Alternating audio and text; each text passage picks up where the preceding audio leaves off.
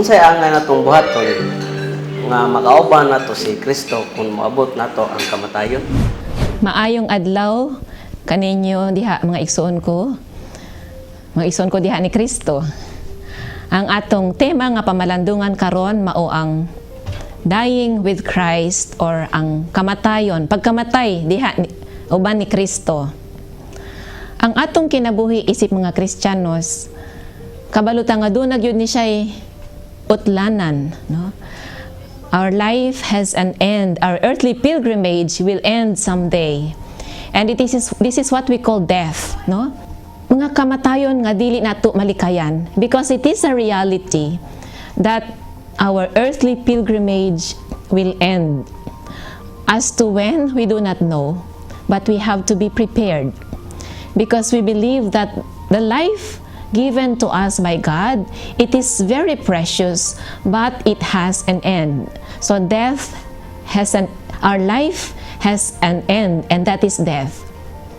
Now, death is also a consequence of sin. O mao na siya ang resulta sa sala sa atong mga unang ginikanan. So that's why even if we enjoy our life here on earth, there will come a time that we experience sickness or whatever form of difficulty, and then in the end, all of us will die. Matud pa, death is the greatest equalizer, no? Kitang tanan, even if you are poor, you are rich, taas ka o mubo, if you have nakaingipon o wa, no? Kitang tanan, we will all die, and before God, we are all equal because all of us will present ourselves to Him at the end of our life. Also, death, although it is a consequence of sin, Jesus Himself died, no? And in His death, He transformed death from a curse into a blessing, no? So dili na angay kahadlukan ang kamatayon kay ngano ang kamatayon mauni siya matud pa ni Pope Benedict XVI, the death is the door to eternal life. That's why Saint Teresa of the Child Jesus miingon nga when she was about to die, miingon siya nga, I am not dying, I am entering into life. Now, as Christians, how do we prepare for death? Kay kabalo man ta nga moabot yun na siya, but how do we prepare for death? Of course, matud pa, the way we live our life is the best preparation for our death. Kung giunsa nato ang pagpuyo sa atong kinabuhi matag adlaw, mao na ang best nga pagpangandam nato sa atong kamatayon.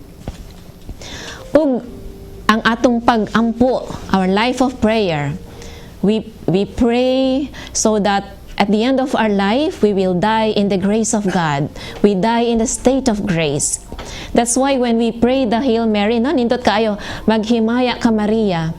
Ingon nato dito sa last part of maghimaya ka Maria, iampo mo kaming makasasala karon ug sa takna sa among kamatayon. So we pray for that hour that when God calls us, we will be ready to meet Him. And